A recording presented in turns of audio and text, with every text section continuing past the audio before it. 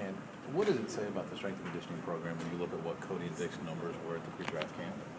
Well, I think what they did a terrific job of is taking like the ACT prep or the SAT prep in the weight room and then carrying it out to the test at the NBA Combine. I think they prepared very well for that, and they were at peak levels when it was time to be tested in that area. How much can those things be a benefit in the recruiting arena? Should be a great benefit because I think that's where everybody wants to get to is that level. And in order to get to that level, you've really got to be at an optimum peak athletically.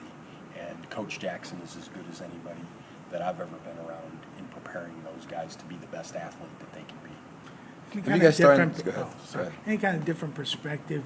He's being a football coach, football background to the strength and conditioning level for basketball players, and different, or just the attitude, I guess, maybe? I don't know that I have any level of expertise in this area, but what I would say is what's important to him is that what they do in here is functional out on the court.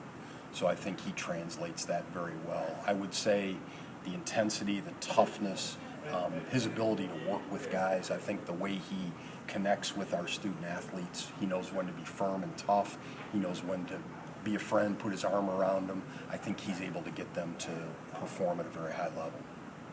How's it different for him this year from a strength and conditioning standpoint, dealing with a lot of guys who are, you got 6 freshmen, basically, so you got a lot of guys who haven't gone through this before, and some of them probably haven't been in a real weight training program before. How is it different when he's kind of, starting over some guys, kind of showing them how to do this from the beginning again?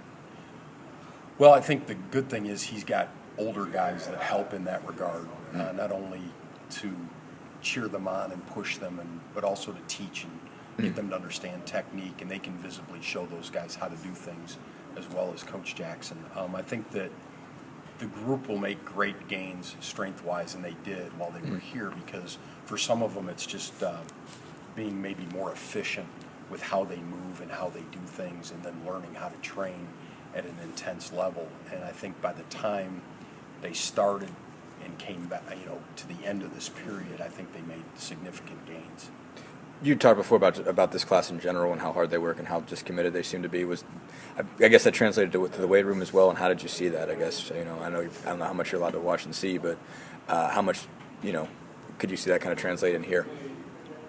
Without question, I think the difference with this group maybe than some of the other groups that we've had, this group is naturally more athletic than maybe some of the ones that we brought in, and the guys that were more athletic out on the court maybe weren't the strongest in here or the most explosive with what they did weight-wise, but they're able to translate their athleticism to the court. So now you combine what they've brought in here athletically, which is pretty high level for some of those guys, and then you add the strength and the conditioning component to it. I think you're going to have some guys that have opportunities to be very elite athletes.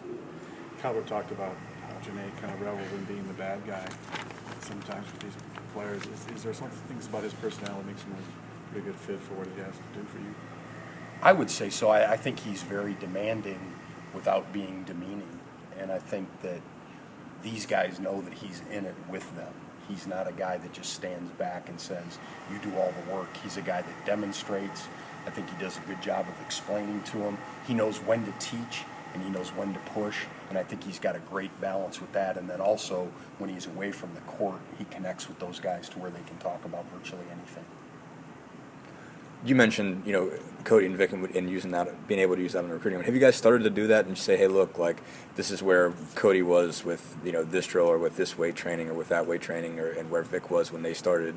This is where they were when they got done. This is what our strength and conditioning program can do for you guys. Have you guys actually started using that pitch a lot? We usually know what to use as far as recruiting is concerned to that advantage, which is those guys getting to where they want to go. And those guys put in a lot of hard work.